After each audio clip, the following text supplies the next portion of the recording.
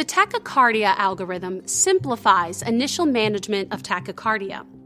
The presence or absence of pulses is considered key to management of a patient with any tachycardia. If pulses are present, determine whether the patient is stable or unstable, and then provide treatment based on the patient's condition and rhythm. If a pulseless tachycardia is present, manage the patient according to the cardiac arrest algorithm. Implementation of this algorithm begins by verifying the presence of a pulse with the tachycardia. Most symptomatic tachyarrhythmias will present with a heart rate of 150 or more beats per minute.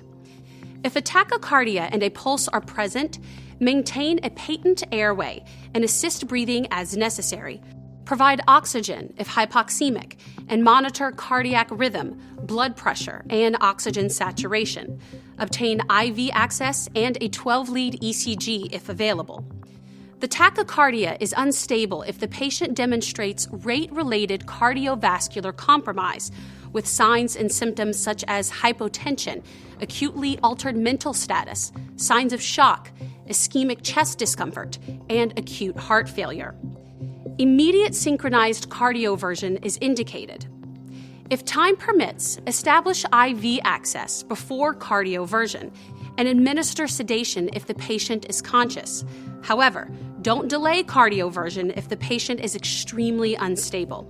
Synchronized cardioversion uses a sensor to deliver a shock synchronized with a peak of the QRS complex, the highest point of the R wave. Synchronization avoids the delivery of a shock during cardiac repolarization, a period of vulnerability in which a shock can precipitate VF. Refer to your specific device's recommended energy level to maximize first shock success. Check to make sure the synchronized marker is located on the R wave before clearing and cardioverting the patient. If cardioversion is unsuccessful, consider the following. Underlying causes, the need to increase energy level for next cardioversion, the addition of antiarrhythmic drugs, and expert consultation. On the other hand, if the patient is stable, the treatment path is determined by whether QRS is wide or narrow and whether the rhythm is regular or irregular. If a monomorphic wide complex rhythm is present and the patient is stable, expert consultation is advised because treatment has the potential for harm. The therapy for narrow QRS with regular rhythm is to attempt vagal maneuvers and, if unsuccessful, administer adenosine. Adenosine slows electrical conduction through the AV node and terminates approximately 90% of re-entry tachyarrhythmias within 2 minutes. Although it doesn't terminate atrial flutter or atrial fibrillation, it will slow AV conduction, allowing for identification of flutter or fibrillation waves, thereby allowing confirmation of the underlying tachyarrhythmia.